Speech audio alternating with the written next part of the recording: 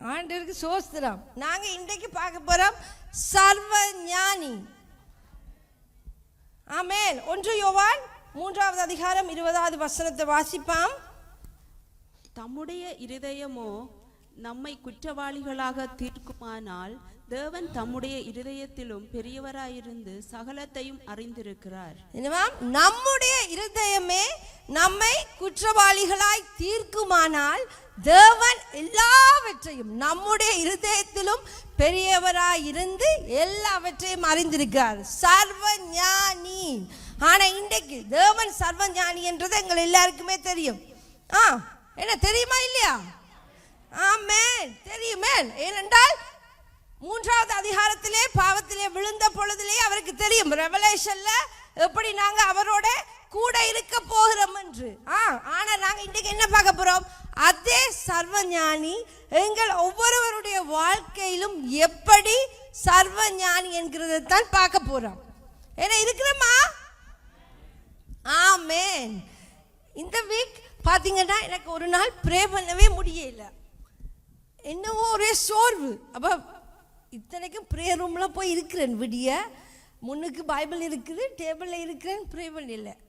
அப்போ பைபிளில் கலந்து படுத்துட்டேன். அப்படி தான் நோமலாக செய்கிறேன். ஏன்னா படுத்தலாத ஏதாவது புதிய வருதாண்டு சரியா பார்த்தா அப்புறம் சரியான்ட்டு பைபிள்லேருந்து எழும்பிட்டு சொன்னேன், அப்பா எனக்கு இயலாதது உமக்கு தெரியாதாண்டு. அப்போ பார்த்தீங்கண்டா ஆவியிலே ஒரு பாட்டு. என்ன எங்களோட ஞாபகத்தில் பாட்டு வர்றது வேற, யாருக்கு இல்லாம ஆவியில பாட்டு வர்றது. வர்ஷிப் பண்ணிக்க பரிசுத்த ஆவியானவர் கொடுக்கிறதான் ஆவியிலே வருகிற பாட்டு. என்ன பாட்டு? ஆண்டவர் எனக்கு கொடுத்த பாட்டு என் இயலாமையில் நீர் செயல்படுவீர், கரம் என்னை விலகாதிருக்கும். மைண்ட் குயிக்கா ஃப்ரெஷ் ஆயிட்டுது. என்ன ஏசப்பா சொல்றார் என்ன பார்த்து? எந்த இயலாமையில அவர் செயல்படுவாராம், அவருடைய கரம் என்ன என்னை விட்டு விலகாதிருக்கும். பேருந்து பார்த்தா சர்வஞானி வார்த்தை வந்தது. டக்கு டக்குன்னு ஓடி போய் போனை தேடி பாட்டை கண்டுபிடிச்சிட்டேன். பாட்டை நான் அழுத்து போகும் மட்டும் நான் ரிப்பீட்லேயே போடாம அந்த பாட்டு தொடர்ந்து பாடிக்கொண்டே இருந்தது.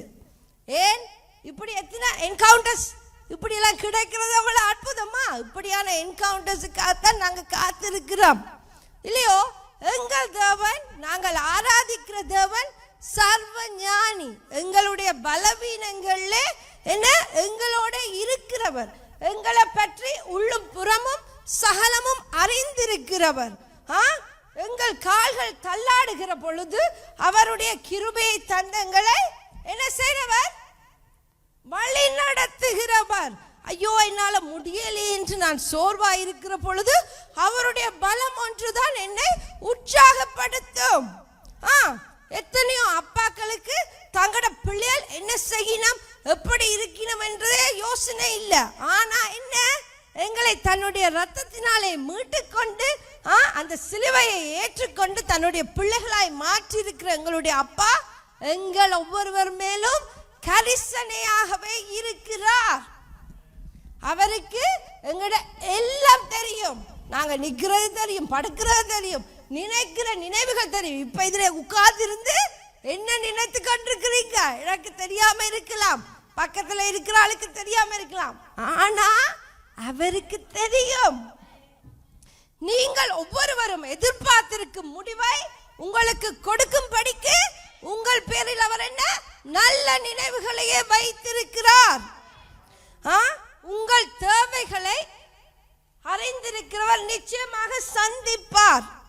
ஏசப்பா சந்திக்காத தேவை என்றே ஒன்று இருக்க முடியாது. அப்ப சோர்வோட வந்திருந்தீங்கன்னா இன்றைக்கு என்ன உற்சாகத்தோட திரும்பி போவீங்க. ஏண்டா அவருடைய வார்த்தை தான் எங்களுக்கு உணவு, எங்களை உற்சாகப்படுத்துகிற மருந்து. நாங்க எதிர்பார்க்கிறது என்னது? எங்களுடைய எசென்ஷியல் தேவைகள் என்ன? உணவு, சாப்பாடு, நல்லா விடிய பகல் இரவண்டு நல்லா கட்டு நாங்க கட்ட ரெடியா. இந்த உபவாசம் வருது, ரெடியா இருங்கோ. நல்லா சாப்பாடு, அது ருசியா விதம் விதமா குறை சொல்லி சொல்லி நாங்க நல்லா சாப்பிடுவோம். மற்றது என்ன? உடை விதம் விதமா உடுத்தி கொண்டு இந்த பாரு என்ன பாரு அழகா இருக்கிறேன்னா பாருண்டு கலர்ஃபுல்லாக நாங்கள் வெளிக்கிட்டு கொண்டு தெரிய ஆசையாக இருக்கிறோமே இல்லையா? ஏதோ பாஸ்டர் விருப்பம் இல்லாத மாதிரி இருக்கிறாரு. Okay okay. மற்றது என்ன? பாதுகாப்பு, உறைவிடம். பாதுகாப்பு இருந்தாலே காணும், சமாதானம் எல்லாம் வந்துடும். இப்போ நாங்கள் வாசிப்போம் லூக்கா 12வது அதிகாரம் 24வது வசனம். காகங்களை கவனித்து பாருங்கள். காகங்களை கவனித்து பாருங்கள், அவைகள் விதைக்கிறதும் இல்லை, அறுக்கிறதும் இல்லை, அவைகளுக்கு பண்டகசாலைகளும் இல்லை, களஞ்சியங்களும் இல்லை. இல்லாவிட்டாலும் அவைகளையும் தேவன் பிழைப்பூட்டுகிறார். அவைகளை பார்க்கிலும் நீங்கள் எவ்வளவோ விசேஷித்தவர்களாய் இருக்கிறீர்கள். காகங்களுக்கு தேவன் பிழைப்பூட்டுகிறாராம். யாருக்கெல்லாம் கொரோனா டைம் ஞாபகம் இருக்கு? கொரோனா வந்தது பிப்ரவரி மாதம், லாக்டவுன் ஆக போது எல்லாரும் ஓடி ஓடி பொருட்களை வேண்டி சேர்த்தமா. நாங்களும் தான் சும்மா இல்லை. என்ன டின் ஃபிஷ், மீன் டின் ஃபிஷ், ரச்சி அண்டு வேண்டி அப்போ எங்கிட்ட பழைய ஒரு சர்ச்சின் ஃப்ரீசர் வரை இருந்தது போல் போட்டு நல்லா நிரப்பியாச்சு. ஒரு வருஷத்துக்கு தேவையான சாப்பாடு எல்லாம் நிரப்பியாச்சு. ஆனால் ஒரு நாள் கூட நான் அதில் எடுத்து சமைக்கவே இல்லை. ஏனென்றால் எங்களுடைய தேவன் எங்களை போஷிக்க வல்லவர். ஒவ்வொரு நாளும் ஃப்ரெஷ்ஷாக சாப்பிட்டோம். நாங்கள் 10க்கு ஊபர் ஈட்ஸ் ஒவ்வொரு நாளும் வீட்டை வந்து கொண்டே இருந்தது. என்ன கொரோனா டைமில் ஜெர்ம்ஸ், பாக்டீரியா, வைரஸ். ஆனால் எங்கட வீட்டை நல்ல ஆகாரம், அதை மற்றவங்க எல்லா வீட்டையும் இருந்திருக்கும். ஏனென்றா எங்கட தேவன் என்ன, நாங்கள் உணவுக்காக கஷ்டப்படுறோமா, உணவுக்காக தேவையோடு இருக்கிறோமா அவருக்கு தெரியும். போய் காகத்துக்கும் குருவிக்கும் சாப்பாடு கொடுக்கிறவர், எங்களுக்காக ரத்தத்தை சிந்தி தன்னுடைய பிள்ளையை மாற்றி இருக்கிற எங்களுக்காக என்ன புதுசா தருவார். சுற்றி வர பிரச்சனைகள் அதிகரிக்கிற பொழுதுதான் அவருடைய பிள்ளைகளுக்கு அவருடைய கிருபையும் பெருகும். பயப்பட்ட ஒரு பிரயோசனம் இல்லை. இந்த கடைசி காலம் என்று சொல்லினோம். இந்த ஏசப்பா வரப்போறார். எத்தனையோ காரியங்கள் அதுக்கு முன்னே நடக்க போகிறது. ஆனா என்ன, நாங்க ஒன்றுக்கும் பயப்பட மாட்டோம். ஏன்னா நாங்க நல்லா சாப்பிட்டு இந்த குயின்ஸ்லாண்ட்ல புயலாம். ஆனா இன்னும் நாங்க என்ன தூங்க இந்த சர்ச்சுக்கு வாரம் சாப்பிடுறோம். இந்த வாசல் வரைக்கும் வந்தாலும் எங்களை தொட முடியாது. ஏனென்றால் எங்கட ஏசப்பா ஒரு நாளும் எங்களை கைவிட மாட்டார். எங்களை நன்றாய் அறிந்திருக்கிறார். நாங்க தொட்டதுக்கும் அழுவோம் என்றது அவருக்கு தெரியும். அப்படியே வாசிச்சோம்டா. அடுத்தது 27வது வசனம். காட்டு புஷ்பங்கள் எப்படி வளருகிறது என்று கவனித்து பாருங்கள். அவைகள் உழைக்கிறதும் இல்லை, நூற்கிறதும் இல்லை. என்றாலும் சாலோமோன் முதலாய் தன் சர்வ மகிமையிலும் அவைகளில் ஒன்றை போலாகிலும் உடுத்தியிருந்ததில்லை என்று உங்களுக்கு சொல்லுகிறேன். அந்த படத்தை போடுங்க. லிலி ஆஃப் த வேலி, காட்டு புஷ்பங்க எங்க? இதுதானே காட்டு புஷ்பமா? சரியா? இங்கிலீஷ் புக் பைபிள போய் பார்த்தேன். காட்டு புஷ்பங்கள் என்ன? லிலி ஆஃப் த வேலி, பள்ளத்தாக்கிலே வளருகிறது. இது ஒயிட் கலர் தான் கொண்டிருக்கிறேன். ஆனா ப்ளூ இருக்கு, பிங்க் இருக்கு, கலர்ஃபுல்லா பாத்தீங்கன்னா அவ்வளவு அழகு. ஆனா என்ன, சாலமோன் ராஜாவை பற்றி எங்கள் எல்லாருக்குமே தெரியும். ஞானத்தை கேட்ட பொழுது கர்த்தர் ஐஸ்வர்யத்தையும் சேர்த்து கொடுத்தவர். அதில் ஆண்டவர் சொல்றார் சொலமனை பார்த்து, நீ கேளாத மகிமையையும் ஐஸ்வர்யத்தையும் உனக்கு தந்தேன். உன் நாட்களில் இருக்கிற ராஜாக்களில் உன்னை போல் ஒருவனும் இல்லை. அப்படிப்பட்ட மகிமை பொருந்திய சாலமோன் ராஜா அவர் கூட இந்த காட்டு புஷ்பங்களை போல உடுத்திருந்ததில்லையாம். ஏனென்றால் காட்டு புஷ்பங்களை உடுத்துறவர் யாரு? கர்த்தர், எங்களுடைய கர்த்தர், உங்களோட அப்பா. ஒரு உஷாரே இல்லாம இருக்கிறீங்களே, ஆமென் என்று சொல்லுங்களேன். ஏதோ எந்த அப்பா பற்றி சொல்லி கொண்டிருக்கிற மாதிரி. நீங்க பாத்தீங்கடா, அவர் நிச்சயமா எங்களுக்கு என்ன உடுத்து வைப்பார். நீங்க பாத்தீங்கன்னா எங்கட வீட்டுல நாங்க நானும் ஸ்ராஷ்னாவும் தான் என் ஹஸ்பண்ட். ஓகே, உங்களோட பாஸ்டர் இல்லை, என்ன ஏடா குழப்பம் சொல்லிட்டேன்டா கரைச்சேன். சுஜிட்ட போய் காசு கேட்போம். நான் போய் கேட்பேன், ஏன்னா கொஞ்சம் காசு போட்டு விடுமன்ட்டு போடுவார். ஆனால் கேள்வி கேட்பார், கதை சொல்லுவார், டைம் எடுத்து தான் போடுவார். ஆனால் அவ சொல்லுவான், அப்பா ஐ எம் கோயிங் ஷாப்பிங், காசு போடுங்க, உடனே போட்டுருவார். டார்லிங் பேபி எவ்வளோ வேணும் உனக்கு, இந்தா உடனே போட்டுருவார். பத்தாவதுக்கு அவ இப்போ முதல் நாளே சொன்னா கூட அடுத்த நாள் போகிறதுக்கு ரெடியாக போடுவார், எல்லாம் செய்வார். ஆனால் என்ன, பத்தாவதுக்கு அவ வர 2 கண்ணீரை விட்டு, ஓ அப்பா ஐ ஃபீல் சோ கில்ட்டி, உங்களோட காசு கேட்க எனக்கு இதாக இருக்கு. அதெல்லாம் அவர் கலப்பட வேண்டாம்மா, உனக்குத்தான் எல்லாம் அப்படி சொல்லி என்ன உடனே போட்டுருவார். ஏன் தெரியுமா? சொந்த ரத்தம். சலுகைகள் என்ன ஜாஸ்தி, மனுஷிய விடவும் மகளுக்கு சலுகை ஜாஸ்தி. இவ்வளத்துக்கு நான் தான் முதல்ல வந்தது, அதை பற்றிலாம் கவலை இல்லை. ஆனா யோவான் 1:12 சொல்லுகிறது, 1வது அதிகாரம் 12வது வசனம் என்ன சொல்லுது? அவருடைய நாமத்தின் மேல் விசுவாசம் உள்ளவர்களாய் அவரை ஏற்றுக்கொண்டவர்கள் எத்தனை பேரோ அத்தனை பேர்களும் தேவனுடைய பிள்ளைகளாகும்படி அவர் அதிகாரம் கொடுத்தார். அப்ப அவரை ஏற்றுக்கொண்டிருந்தோம் என்றால் நாங்கெல்லாம் அவருடைய பிள்ளைகள். அவர் தன்னுடைய ரத்தத்தை சிந்தி மீட்டு கொண்ட பிள்ளைகள். எங்களுக்கு சலுகைகள் ஜாஸ்தி. மத்தேயு 5வது அதிகாரம் 45வது வசனத்தை பார்த்தோம்னா, அவர் தீயோர் மேலும் நல்லோர் மேலும் சூரியனை உதிக்க பண்ணி என்ன நீதி உள்ளவர்கள் மேலும் அநீதி உள்ளவர்கள் மேலும் மழையை வருஷிக்க பண்ணுகிறவராம். ஆனா எல்லாருக்குமே அவர் நல்லவர். அவருடைய பிள்ளைகளுக்கு அவர் ஸ்பெஷலா நல்லவர். ஏனென்றால் நாங்க அவருடைய பிள்ளைகள். எங்களுக்காய் அவர் எத்தனையோ செய்வார். அவர் எங்களை தம்முடைய உள்ளங்கைகளிலே வரைந்திருக்கிறாராம். ஐசையா 49வது அதிகாரம் 16வது வசனத்தை வாசிப்பான். என்ன வருமா? ஐசையா 49:16, இதோ என் உள்ளங்கைகளில் உன்னை வரைந்திருக்கிறேன், உன் மதில்கள் எப்போதும் என் முன் இருக்கிறது. அப்ப என்ன அவருடைய உள்ளங்கை யோசிச்சு பாருங்க. அண்ட சராசரங்களை படைத்த தேவனுடைய உள்ளங்கைகள்ல உங்களை வரைஞ்சு வச்சிருக்கிறாராம். அப்ப அவர் கையை பார்க்குற டைம் எல்லாம் உங்களோட முகம் தான் அவருக்கு தெரியும். எங்களுக்கும் அவருக்கும் இடையில் இருந்த பாவத்தையே, மலை போல இருந்த பாவத்தையே உடைத்தறிந்து நாங்கள் அவருடைய பிரசன்னத்துக்குள்ளே வர செய்தவர். எங்களுக்கு முன்பாக இருக்கிற ஜெரிகோ மதில்களை உடைக்கிறது எவ்வளவுதான். அவர் எங்களுக்காக நிச்சயமாக காரியங்கள் செய்வார். தடைகள் இருக்குன்னு நினைக்கிறீங்களா? ஒப்பு கொடுங்க, அப்பாவை கூப்பிடுங்க, நிச்சயமா இந்த தடைகளை உடைப்பாராம். கண்ணின் மணியை போல் எங்களை காக்கிறவர், அவரை தொடுகிறவன் என்ன அவருடைய கண்ணின் மணியை தொடுகிறான் என்று வேத வார்த்தை சொல்லுகிறது. அவரை உண்மையா ஏற்றுக்கொண்டிருக்கிற ஒரு தேவ பிள்ளையும் சொல்லவே முடியாது என்னுடைய தேவைகள் ஒருபோதும் சந்திக்கப்படவே இல்லை என்று. இப்ப சாட்சி டைம்னு சொல்லி மைக்க கொடுத்தா நீங்க சொல்லுவீங்களா? அவர் என்ன சந்திக்கலை என்று சொல்லி? அவர் நிச்சயமாகவே எங்கள் ஒவ்வொருவரையும் சந்தித்திருக்கிறாரா? எங்களுடைய புயல்களில் எல்லாம் அவர்தான் எங்களுடைய சமாதான கர்த்தர். அவரே எங்கள் பாதுகாப்பு இல்லையா? அப்படியே மார்க்கு 4வது அதிகாரத்துக்கு போவோம். 35வது வசனத்திலிருந்து வாசிப்போம்.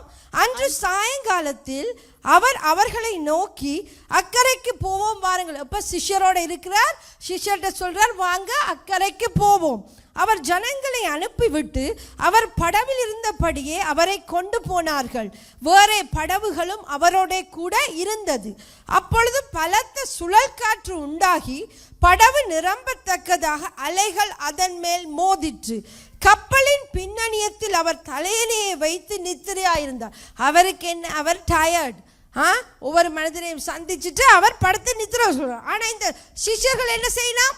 அவர் தூங்குற அவரை எழுப்பி, போதகரே, நாங்கள் மடைந்து போகிறது உமக்கு கவலை இல்லையா என்றார்கள். என்ன, நாங்க சாக போறது அவருக்கு தெரியாம இருக்கும். புயல தன்னுடைய பண்டக சாலையிலிருந்து அவர் காற்றை அனுப்புகிறாராம். அவருடைய வார்த்தை அப்படித்தான் சொல்லுகிறது. சங்கீதம் 135வது அதிகாரம் 7வது வசனம். நீங்க என்ன எந்த ஃபாஸ்ட்டுக்கு டக்குன்னு எடுக்க மாட்டீங்க போல இருக்கே.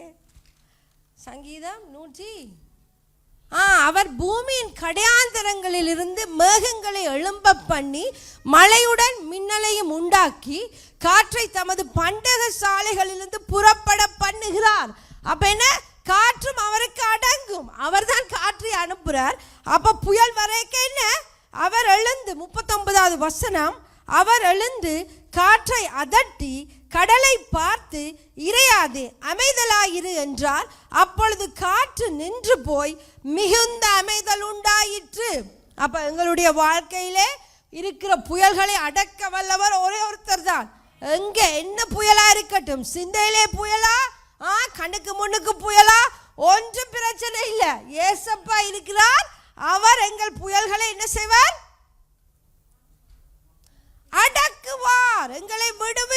நிற்பார். உலகத்தார்கிட்ட போய் நிக்காதீங்க, சமாதானத்தை கேட்டு ஏசப்பாட்ட போய் நிக்க வேணும். ஏசப்பா தான் எங்களுடைய சமாதான கர்த்தர். அப்படியே 1 சாமுவேல் 16வது அதிகாரத்துக்கு திருப்புவோம். சவுல் கர்த்தருக்கு எதிராய் கீழ்ப்படியாமல் காரியம் செய்த போது கர்த்தர் என்ன செய்றார்? தாவீதை இஸ்ரவேலின் ராஜாவா அபிஷேகம் பண்ண சாமுவேலை அனுப்புறார். 1வது வசனம், அவர் கர்த்தர் சாமுவேல்கிட்ட சொல்றார், நீ உன் கொம்பை தைலத்தால் நிரப்பி கொண்டு வா, பெத்லகேமியனாகிய ஈசாயினிடத்திற்கு உன்னை அனுப்புவேன், அவன் குமாரரில் ஒருவனை நான் ராஜாவாக தெரிந்து கொண்டேன் என்றார். அப்ப என்ன, ஈசாயின் பிள்ளைகளில் ஒரு ஆளை நான் ராஜாவா தெரிந்தெடுத்துட்டேன், நீ உன்னுடைய தைல குப்பியை நிரப்பி கொண்டு போ, அனாயிண்ட் பண்ணு என்று சொல்றார் கர்த்தர். அப்படியே வாசிப்போம் 6வது வசனம், அவர்கள் வந்தபோது அவன் எலியாபை பார்த்தவுடனே கர்த்தரால் அபிஷேகம் பண்ணப்படுபவன் இவன் தானாக்கும் என்றான். ஏன்? எலியாப் ஒரு யுத்த வீரன். ஜனு சிகாஷ் வாங்க உருக்க, ரெண்டு வாங்க ஸ்டேஜுக்கு வாங்க உருக்க. ஜனு and சிகாஷ், come on, quick.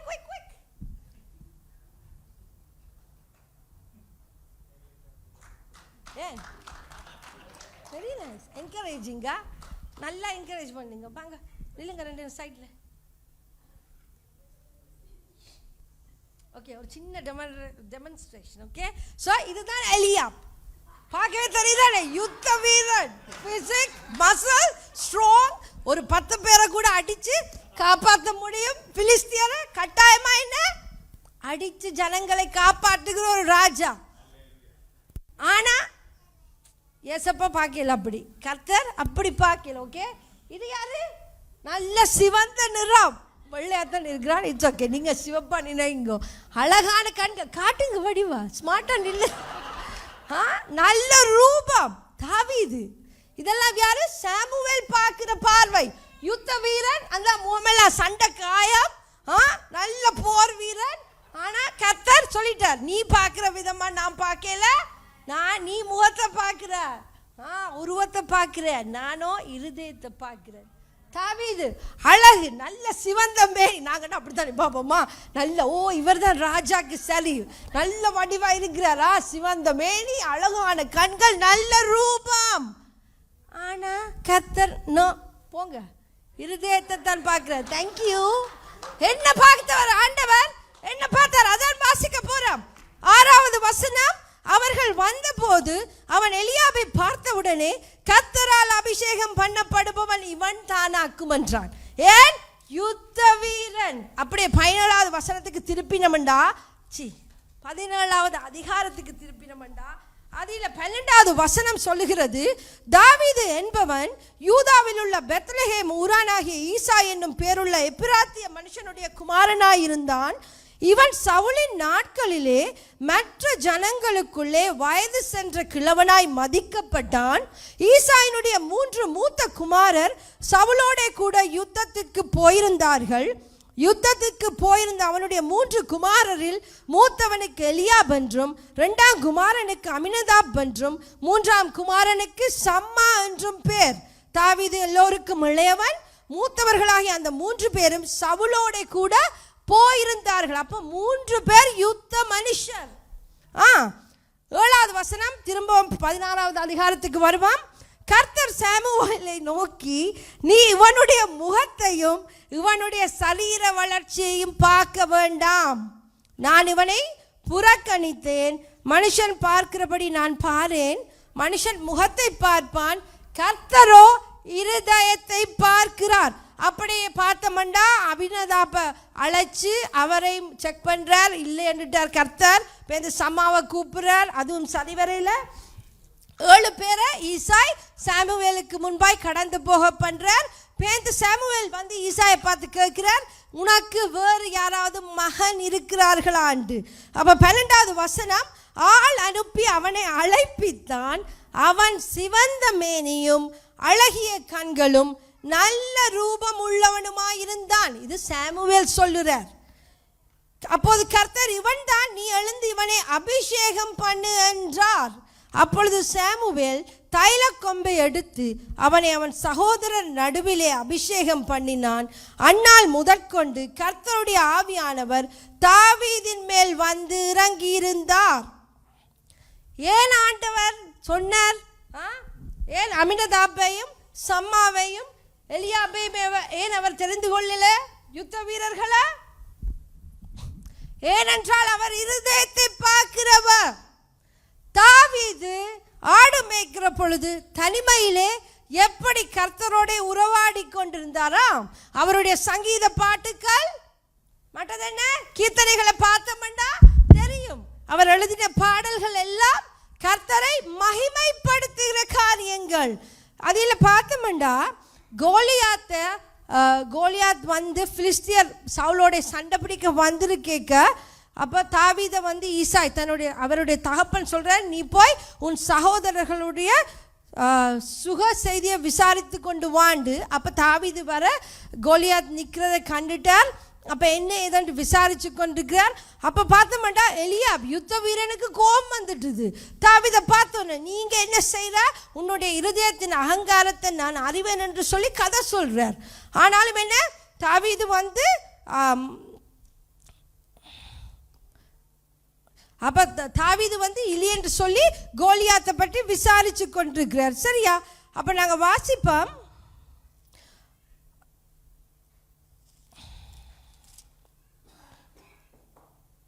தமேன் Eliab சொல்லுகிறார் அகங்காரம் பிடிச்சவன் என்று. ஆனால் அதே 16வது அதிகாரத்தை பார்த்தோம்னா சவுல் ஒரு கெட்ட ஆவியினால் அலைக்கழிக்கப்படைக்க சுரமண்டலம் வாசிக்கிறதுக்கு ஒருவனை தேடினோம். அப்போ சவுளுடைய வேலைக்காரர் சொல்லுறார் 18வது வசனம், இதோ பெத்லஹேமியனாகிய ஈசாயின் குமாரன் ஒருவனை கண்டிருக்கிறேன். அவன் வாசிப்பதில் தேறினவன், அவன் பராக்கிரமசாலி, யுத்த வீரன், காரிய சமர்த்தன், சௌந்தரியம் உள்ளவன், கர்த்தர் அவனோட கூட இருக்கிறார். என்ன தமேன் தகப்பன் ஆடுமைக்கு அனுப்பிட்டார், பலிக்கு கூட கூப்பிடலாம். ஆனால் தமையன் சொல்றான் அகங்காரம் பிடிச்சவன் என்று. ஆனால் தேவனுடைய இருதயம் என்ன சொல்லுது? ஒரு ஆள் உங்களை பற்றி நல்லா சொல்றாருண்டா அது கர்த்தரால மட்டும்தான். என்ற ஜனங்கள் எல்லாம் பொறாமை பிடித்தவர்கள் தெரிந்தானே. உண்மையாகவே நல்லது நினைக்கிற ஜனங்கள் என்றா ஆண்டவருக்குள்ள இருந்தா நாங்க என்ன மற்றவர்களை பற்றி ஒரு நாளும் குறை சொல்ல மாட்டோம். பார்த்தீங்கன்னா ஆண்டவர் தான் தாவீதை பற்றி நல்ல வார்த்தைகளை அந்த வேலைக்காரன் மேலே போடுகிறார். என்னவா பராக்கிரமசாலி, யுத்த வீரன், இப்படி ஆண்டவர் பார்க்கிறார் என்று தாவீதை. காரிய சமர்த்தன், சௌந்தரியம் உள்ளவன். அப்ப ஆண்டவர் மட்டுமே எங்களை உண்மையாகவே அறிந்திருக்கிறவர். எங்களுடைய எப்படி நாங்கள் தனிமையில் இருக்க என்னென்ன காரியங்கள் செய்கிறோம், எப்படிப்பட்ட ஆக்கள் நாங்கள் தேவனை தேடுகிறோமா, உண்மையாய் அவரை அப்பான்று அழைக்கிறோமா, அவருக்கு பிரியமானபடி நாங்கள் எங்களுடைய வாழ்க்கையை கொண்டு போகிறோமா என்கிறது எங்களுடைய அந்தரங்க வாழ்க்கையில் தான் தெரியும். ஏண்டா எல்லாருமே நாங்கள் வடிவாக வெளிக்கிட்டு கொண்டு சர்ச்சுக்கு வரலாமா? சர்ச்சுக்கு போகிறோம், ஒரு ஃபெலோஷிப் தானே.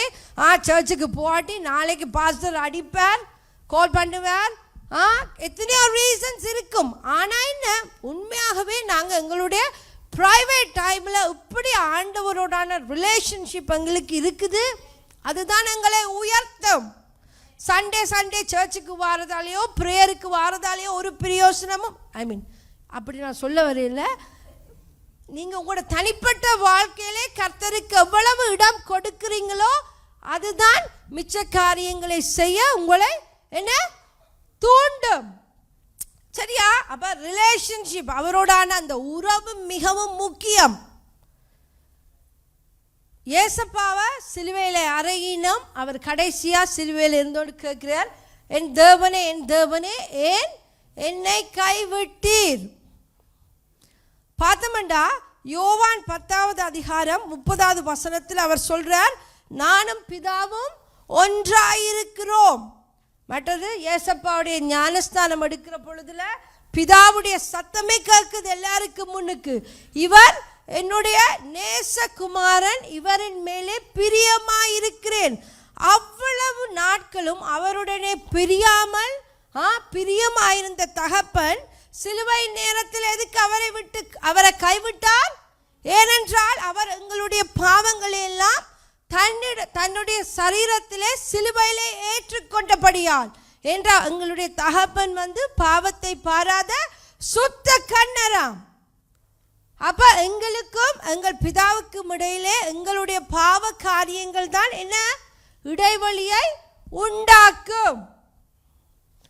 அவர் எல்லாம் அறிந்தவர், அது எங்களுக்கு நல்லாவே தெரியும்.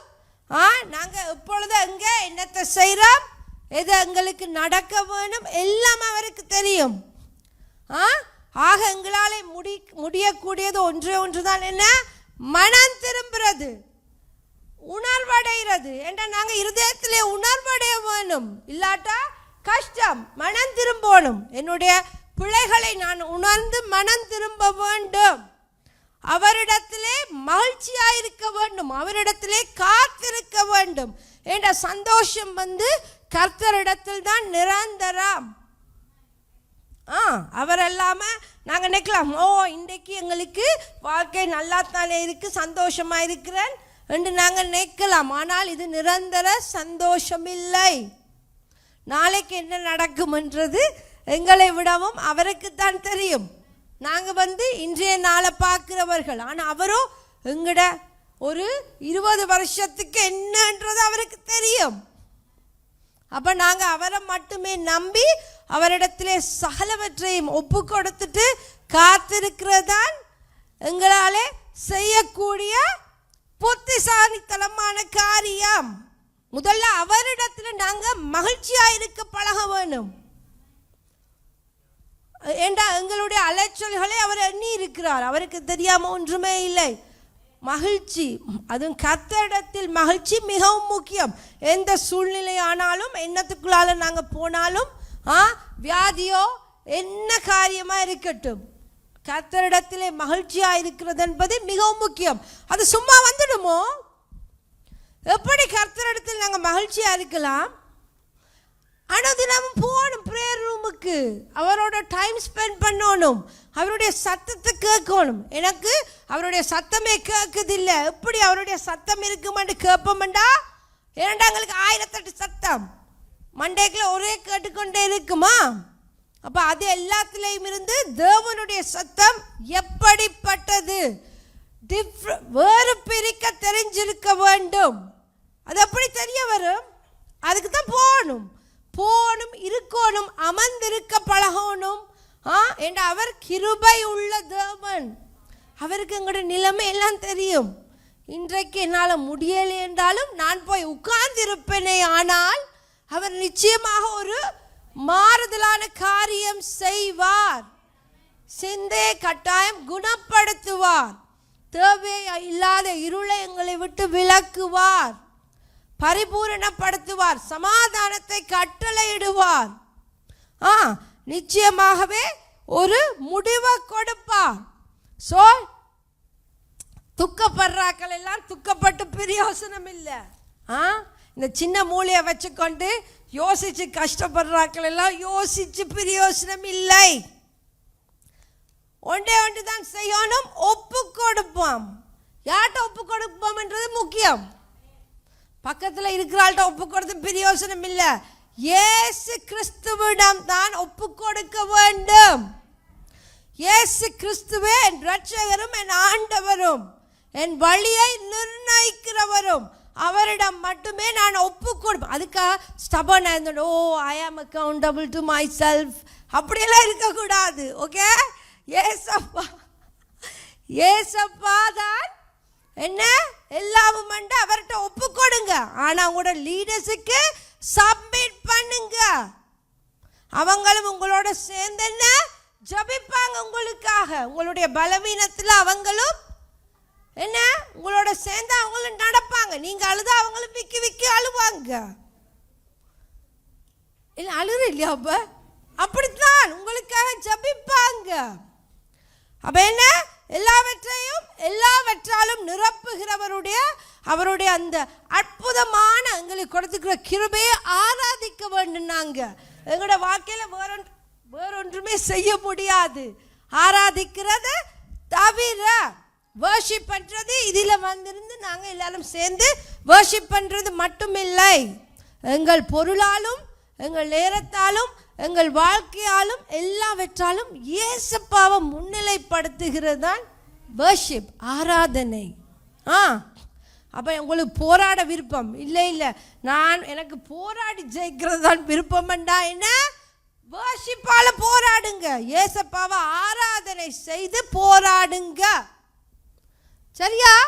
அப்ப என்ன, எங்களுடைய சர்வ ஞானி, எல்லாத்தையும் அறிந்திருக்கிறவர், எப்போ சாப்பாடு தேவையோ அப்போ நிச்சயமா தருவார், பணக்குறைவா அதையும் அவர் சந்திப்பார், உடல் வியாதியா குணப்படுத்துவார், வேற என்ன போடுறதுக்கு உடுப்பு இல்லையா அதையும் கொடுப்பார். ஸோ ஒன்றை குறித்தும் நாங்கள் கவலைப்படாமல் என்ன அவரை முழு மனதாய் தேடுவோம். அப்படியே கண்களை மூடி நாங்கள் ஜபிப்போம். உங்களுக்கு நாம் வந்த சந்தோஷம் தானே, வெளியே முடிஞ்சிட்டா சோஸ்திரம். அப்படியே கண்களை மூடி ஜபிப்போம். ஏசப்பா உம்மை துதிக்கிறோம் அப்பா. ஆண்டவரே, இரக்கத்தை பெறவும் ஏற்ற சமயத்தில் சகாயம் செய்யும் கிருபையை அடையவும் உமது கிருபாசனத்தண்டையில் எங்களை கொண்டு வந்த உம்முடைய மகா பெரிய கிருபைக்காய் நன்றி செலுத்துகிறோம் அப்பா.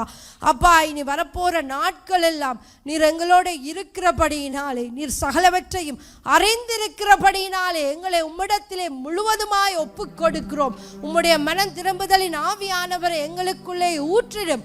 உணர்வடைகிற இருதயத்தை எங்களுக்கு தாரும். உம்முடைய பலத்தை ஊற்றும். எங்களுக்கு முன்பாய் கர்த்தருக்கு பயப்படுகிற பயம் போகச் செய்யும் அப்பா. ஆண்டவரே, எங்கள் ஒவ்வொருவரையும் அப்பா, எங்கள் கால்கள் தள்ளாடுகிறது என்று நாங்கள் சொல்லுகிற பொழுது உமது கிருபை எங்களை தாங்கி காத்து வழி நடத்திட்டும் அப்பா. எங்கள் சபையும் கரத்திலே ஒப்புவிக்கிறேன் ராஜா. ஆண்டவரே, எல்லா தேவைகளையும் நிறைவேற்றுகிற சர்வ வல்லவர் எங்களோடு இருக்கிறீரப்பா. நன்றி செலுத்துகிறோம். இயேசு கிறிஸ்துவுடைய அற்புதமான வல்லமையுள்ள உயிர்த்தெழுந்த நாமத்திலே பரிசுத்த ஆவியானவரே உமக்கு நன்றி செலுத்துகிறேன். ஆமென்.